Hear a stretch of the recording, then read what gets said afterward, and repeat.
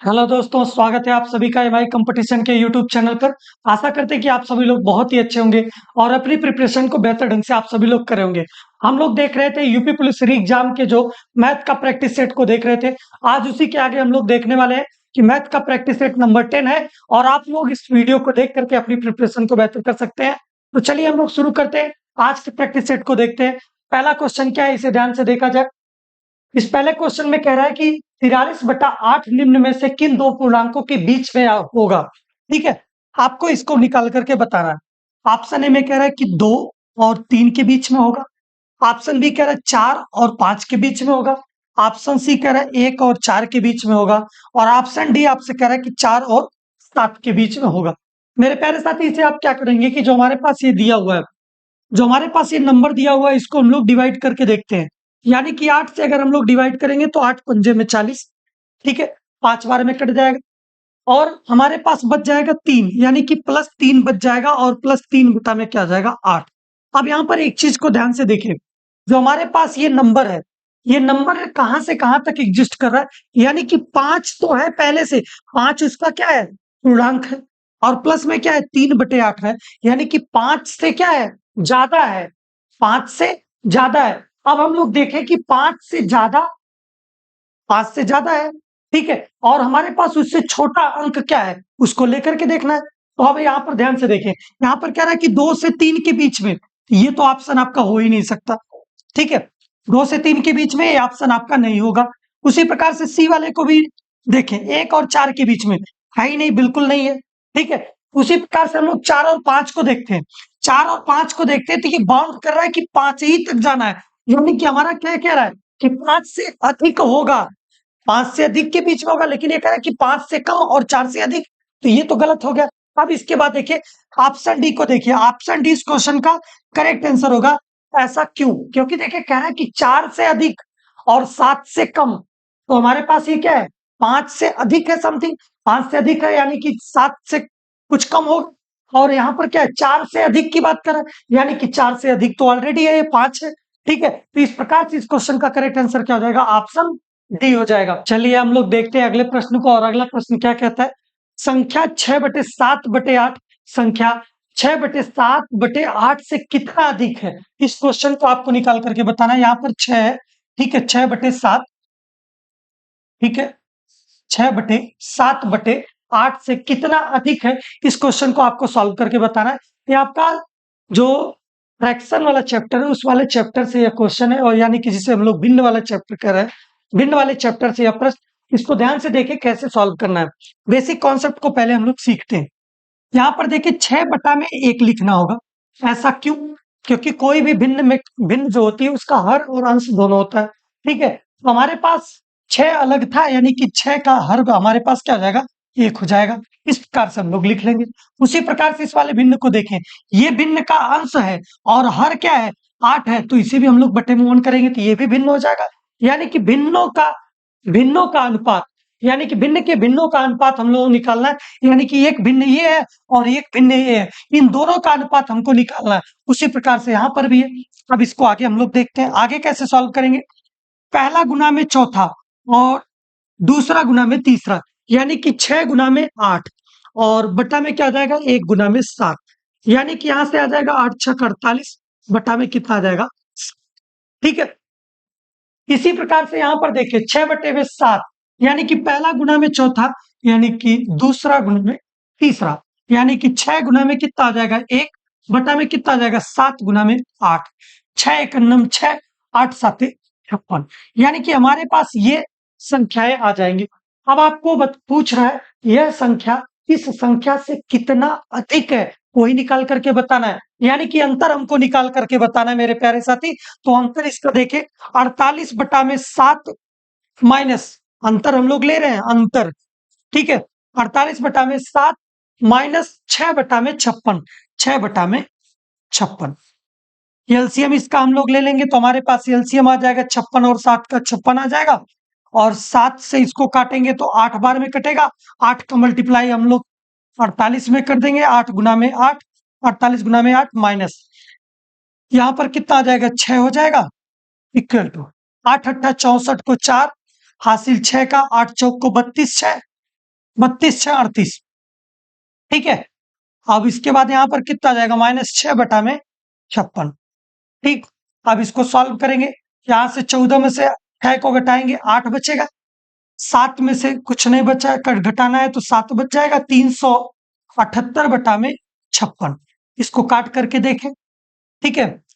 अब इसको 2 से काटते हैं, 28 दुना में 56, 2 से काटेंगे, 2 1 कन्नम 2, 2 8 16, 2 9 18, ठीक है। तो हमारे पास यहां से ये वैल्यू आ जाएगी। अब इसको हम लोग काट करके देखते हैं, 4 से कटेगा नहीं, 7 से कटता है, 7 से काट करके देखते हैं, 7 दुना में 14, 7 सत्ते 49, 7 चौक 28, यानी कि कितना आ जाएगा, 27 बटा में 4, 4 सत्ते 28 होता है, 4 छक्का 24, 24 3 27 बटा में, यानी कि 6 सही 3 बटा में 4 इस क्वेश्चन का करेक्ट आंसर होगा, यानी कि ऑप्शन बी इस क्वेश्चन का राइट आंसर होगा। मेरे प्यारे साथी, इसे ध्यान देने की बात है कि जो आपको भिन्न में कैसे सॉल्व करना है क्वेश्चन को, कैसे हम लोगों को डिवाइड करना है, कितना शेषफल आ रहा है, शेषफल को कहां पर लिखना है, पूर्णांक वाली वैल्यू आ रही है उसको कहां पर लिखना है, इन सारे कॉन्सेप्ट आपको फ्रैक्शन वाले चैप्टर में सीखने के लिए मिल रहा है। तो ठीक है, तो इस प्रकार से हम लोग इस क्वेश्चन को सॉल्व कर लेंगे, यानी कि जो हमारे पास यहाँ पर होगा 4 से डिवाइड किया, 6 बार पूर्णांक में कटा, यानी कि 6 चौका 24, शेषफल 3 बच गया और बटा में 4 लगा दिया, यानी कि 6 सही 3 बटे 4 इस क्वेश्चन का राइट आंसर हो गया। अगला प्रश्न हम लोग देखते हैं, अगला प्रश्न क्या कहते हैं, घातांक और करड़ी वाले चैप्टर से यह प्रश्न है और बहुत ही शानदार है। इस टाइप के क्वेश्चन को ध्यान से देखें कैसे हम लोग सॉल्व करते हैं। कह रहा है कि हमारे पास 11 करड़ी में n बराबर करड़ी में 112 प्लस करड़ी में 343 है, तो n का मान क्या होगा। मेरे प्यारे साथी, आपको ध्यान देना है कि जो हमारे पास 112 है, सबसे पहले 112 का हमको गुणनखंड करना होगा, यानी कि 112 का गुणनखंड करेंगे तो कितना आ जाएगा, 2 5 10 और 2 छक्के 12, 2 से काटेंगे तो यहाँ पर कितना आ जाएगा, 2 दुना में 4, 2 अट्ठे में 16, 2 से काटेंगे, फिर यहाँ पर कितना आ जाएगा, 2 से काटेंगे 14 दुना में 28, फिर 2 से काटेंगे 7 बार में कट जाएगा, यानी कि 7 1 9 7। ये तो हमारे पास फैक्टर आ गए किसके, जो हमारे पास 112 दिया वो उसका। उसके बाद हम लोग निकालेंगे 143 का, 343 का, सॉरी 143 नहीं है, 343 का है, 343 का निकालते हैं। और ये 343 आपका 7 से काटेंगे, 7 चौक 28 और 7 तावा में 63, 7 से काटेंगे 7 सत्ते 49 और 7 एक 7, यानी कि जो हमारे पास ये नंबर है, इन नंबर की बात अगर कर ले हम लोग तो हमारे पास करड़ी में जो वैल्यू आया, जो गुणनखंड आया उसको रख देंगे और वहां से हम लोग क्वेश्चन को आराम से सॉल्व कर पाएंगे। तो यहाँ पर देखिए 11 करड़ी में n, ध्यान से समझे इसको कैसे हम लोगों को लिखना होगा। 11 करड़ी में n बराबर करड़ी में 112, करड़ी में 112 कितना है, यानी कि हमारे पास 2 1 2 3 4 बार, यानी कि 2 गुना में 2 गुना में 2 गुना में 2 गुना में 7 हमारे पास ये आ गया, प्लस उसी के साथ साथ करड़ी में हमारे पास 7 गुना में 7 गुना में 7 343 को लिख देंगे हम लोग। अब यहां से हम लोग इस जोड़ा बना करके एक एक बाहर कर देंगे, यानी कि 2 गुना में 2 और करड़ी में 7 बच गया, प्लस यहां से दोनों में से जोड़ा बना करके एक 7 बाहर हो जाएगा और करड़ी में 7 बच जाएगा, यानी कि यहां से 2 दुना में 4 करड़ी में 7 हो जाएगा और यहाँ पर 7 करड़ी में 7 हो जाएगा। मेरे प्यारे साथी, तो यहाँ पर देखिए करड़ी दोनों में समान है, यानी कि करड़ी में 7 करड़ी में 7 है, तो हम लोग इसको आराम से पूर्णांक वाली वैल्यू को जोड़ करके लिख देंगे, यानी कि 7 4 11 करड़ी में कितना आ जाएगा, 7। और यही हमारा किसके बराबर है, 11 करड़ी में n के बराबर है। अब देखिए इसके बाद ध्यान से देखिए 11 से 11 कट जाएगा। अब करड़ी में n बराबर हमारे पास कितना आ गया, करड़ी में 7, करड़ी में n बराबर करड़ी में n बराबर करड़ी में 7, यानी कि हम लोगों का करड़ी क्या हो जाएगी, हट जाएगी, स्क्वायरिंग दोनों पक्षों का वर्ग कर देंगे, ठीक है, दोनों वर्ग कर देंगे। जब दोनों पक्षों का वर्ग करेंगे तो यहां से हमारे पास क्या हो जाएगा, करड़ी में n का स्क्वायर हो जाएगा और बराबर में क्या हो जाएगा, करड़ी में 7 का स्क्वायर हो जाएगा। अब यहाँ पर देखिए करड़ी हट जाएगी हमारे पास, स्क्वायर करने के बाद n बराबर कितना आ जाएगा, 7, यानी कि इस क्वेश्चन का करेक्ट आंसर देखा जाए मेरे प्यारे साथी, ऑप्शन डी इस क्वेश्चन का राइट आंसर हो जाएगा। चलिए हम लोग अगले प्रश्न को देखते हैं। अगला प्रश्न कह रहा है कि 3 संख्याओं का लघुत्तम समापवर्त 180 दिया हुआ है, तदनुसार निम्न में से कौन सी संख्या उन संख्याओं की महत्तम सीमा पर तक नहीं हो सकती। मेरे प्यारे साथी, जब आपसे पूछा है कि नहीं हो सकती, इसका मतलब कि जो हमारे पास 180 दिया हुआ है, इस 180 का हम लोग गुणनखंड निकालें, यानी कि 180 का हम लोग फैक्टर निकाल करके देखते हैं।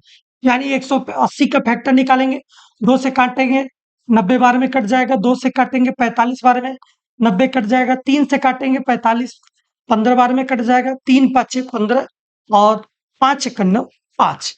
अब देखिए हमारे पास इसका गुणनखंड कितना है, 2 गुना में 2 गुना में 3 गुना में 3 गुना में 5। अब इनके गुणनखंड को देखें और जो गुणनखंड नहीं मिलता है वह क्या होगा, वही हमारा आंसर हो जाएगा। यानी कि 12 की बात कर रहा है, 12 को चेक करके देखते हैं, 2 दुना में 4 3 12, 12 तो इसका गुणनखंड 180 का है, ये तो हमारे पास आंसर हो नहीं सकता। अगला हम लोग देखते हैं 10 की बात कर रहा है, 5 दुना में 10, 5 दुना में 10 अगर लिख करके देखें तो हमारे पास 180, 180 का गुणनखंड 10 है, तो हमारे पास ऑप्शन बी भी इस क्वेश्चन का करेक्ट आंसर नहीं होगा। आगे हम लोग देखते हैं सी वाले ऑप्शन को, 8 दे रहा है, यानी कि देखिए यहाँ पर 2 से 2 दुना में 4 और भी कोई अंक 2 नहीं है, यानी कि 8 इसका गुणनखंड नहीं हो सकता। यानी कि जब 8 इसका गुणनखंड नहीं होगा तो यानी कि यह क्या हो जाएगा, इस क्वेश्चन का करेक्ट आंसर हो जाएगा।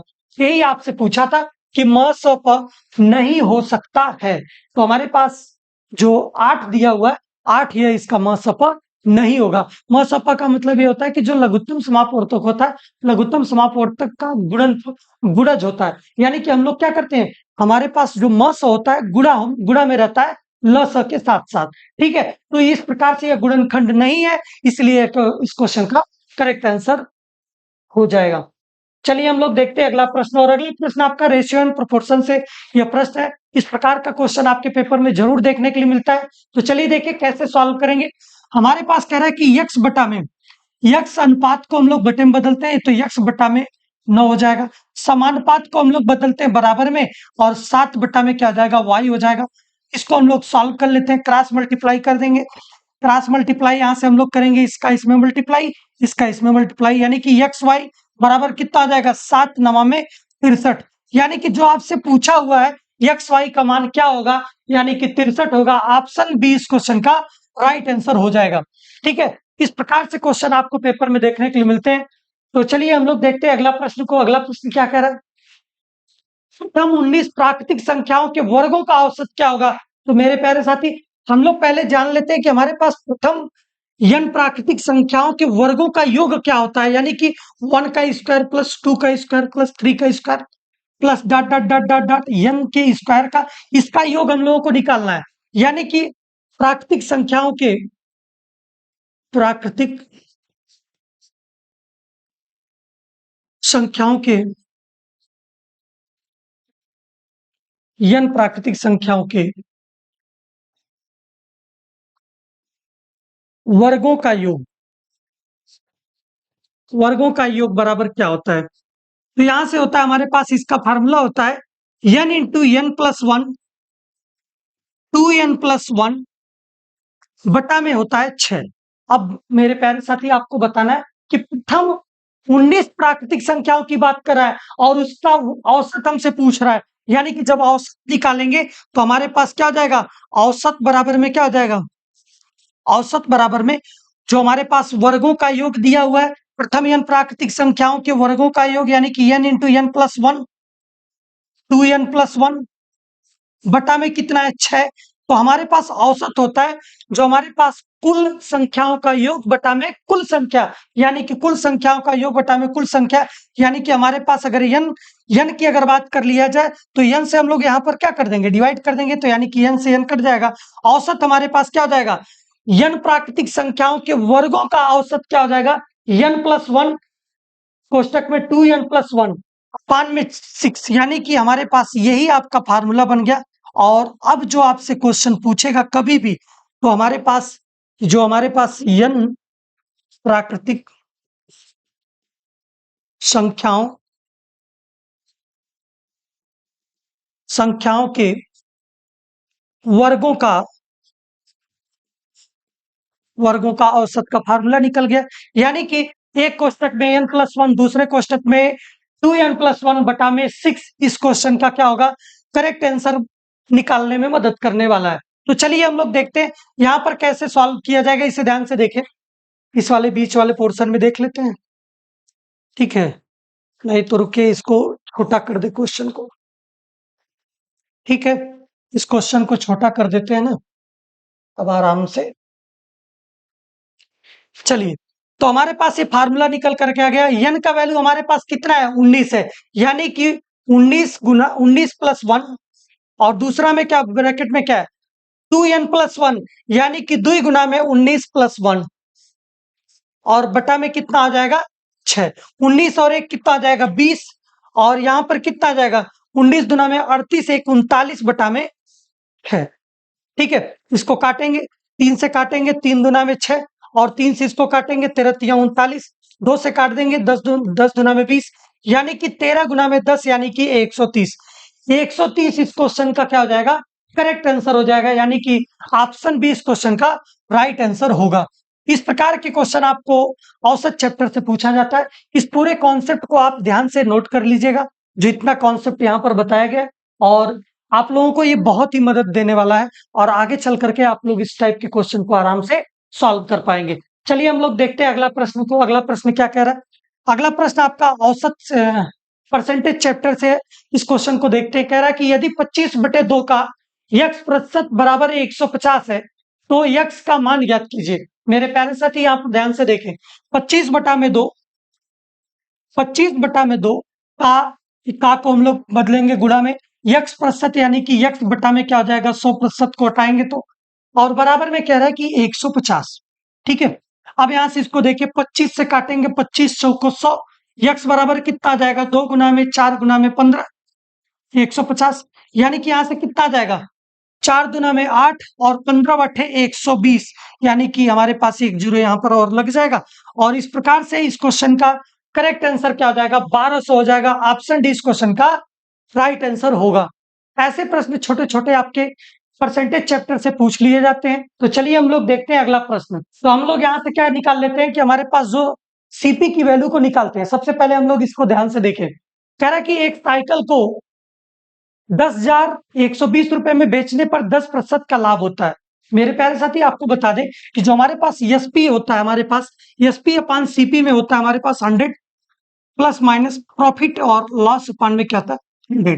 आपसे यहाँ पर कह रहा है प्रॉफिट की बात कर रहा है, यानी कि 10% लाभ की बात कर रहा है। जब 10% लाभ की बात कर रहा है तो हम लोग यहाँ से क्या करेंगे सीपी आराम से निकाल लेंगे, एसपी गुना में 100 और बटा में क्या हो जाएगा हमारे पास 100 प्लस क्या हो जाएगा 10, और यही हमारे पास सीपी निकल जाएगा।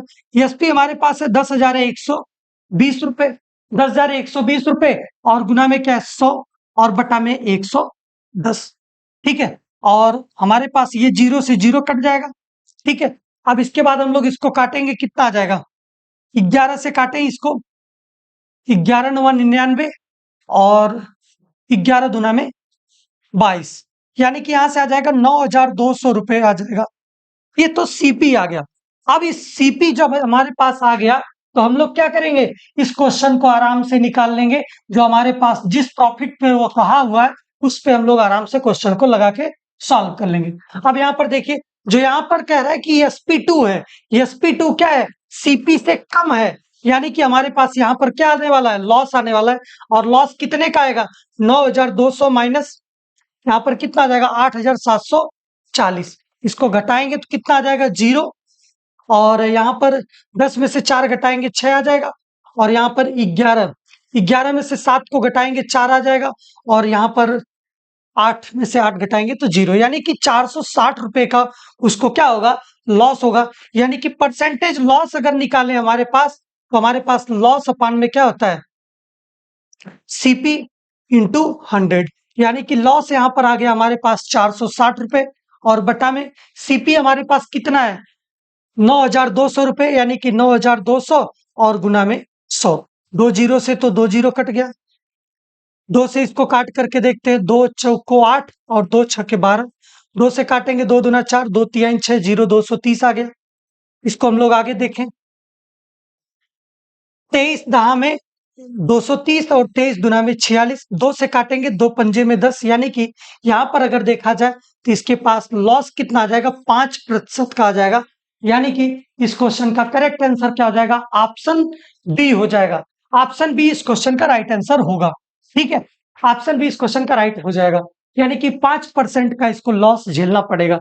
चलिए हम लोग देखते हैं अगला प्रश्न को। और अगला प्रश्न क्या कह रहा है, कोई धनराशि साधारण ब्याज की किसी निश्चित दर से 3 वर्षों में 3 गुना हो जाती है, तो कितने वर्षों में 9 गुना हो जाएगी, इसे आपको निकाल करके बताना है।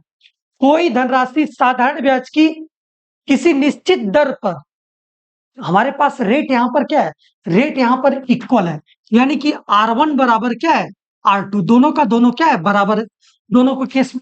अब हमारे पास क्या होता है, R1 की बात करेंगे तो हमारे पास SP गुना में 100, SP1 बटा में 100, और बटे में क्या आ जाएगा हमारे पास P, P1, P यहां पर आ जाएगा P और T1। ठीक, अब हमारे पास यहां पर क्या आ जाएगा SP2, और यहां पर कितना आ जाएगा, यहां पर हमारे पास आ जाएगा गुना में 100, और बटा में यहां पर कितना आ जाएगा P गुना में T2। ठीक है, अब यहां पर ध्यान से समझे, कह रहा है कि 3 वर्षों में P से 3P हो जा रहा है, यानी कि P से कहां पर गया, 3P पर गया, तो हमारे पास SI इसके पास कितना आ जाएगा, SI आपके पास आ जाएगा 3 में से 1 P को घटा देंगे तो 2P आ जाएगा, SI 1 आ गया ये। तो उसी प्रकार से कह रहा है कितने वर्षों में 9 गुना हो जाएगा, यानी कि 9 गुना की जब बात किया, यानी कि P से कहां जाने के लिए कह रहा है, P से 9P जाने के लिए कह रहा है, यानी कि SI2 उसके पास कितना आ जाएगा 8P आ जाएगा। 9P में से 1P को घटा देंगे तो हमारे पास 8P आ जाएगा। ठीक है, अब हम लोग क्या करेंगे, यहां से वैल्यू को ला करके पुट करते हैं। ठीक है, SP1 हमारे पास कितना आया हुआ है 2P गुना में 100, और बटा में कितना आ जाएगा P, और गुना में समय पहले वाले कितना है T1, 3 वर्ष का है, और बराबर में SP2 हमारे पास कितना है वहां पर 8P, तो 8P और गुना में 100, और बटा में यहां से क्या आ जाएगा P गुना में T2 हमको निकाल करके बताना है। चलिए अब हम लोग काटा पीटी मचाते हैं, 100 से 100 कट जाएगा, P से P इससे कट जाएगा, ये P इससे कट जाएगा, 2 से इसको काटेंगे, 2 चौक को 8। ठीक है, और अब हम लोग इसको क्रॉस मल्टीप्लाई कर लेंगे तो T2 बराबर 3 गुना में 4, यानी कि 4 तिहाई 12 वर्ष, यानी कि 12 वर्ष इस क्वेश्चन का करेक्ट आंसर हो जाएगा, यानी कि ऑप्शन डी इस क्वेश्चन का राइट आंसर होगा। ठीक है, ऐसे प्रश्न आपको SI सिंपल इंटरेस्ट से पूछे जाते हैं, यानी कि जो आपका साधारण ब्याज वाला चैप्टर है। चलिए हम लोग देखते हैं अगला प्रश्न।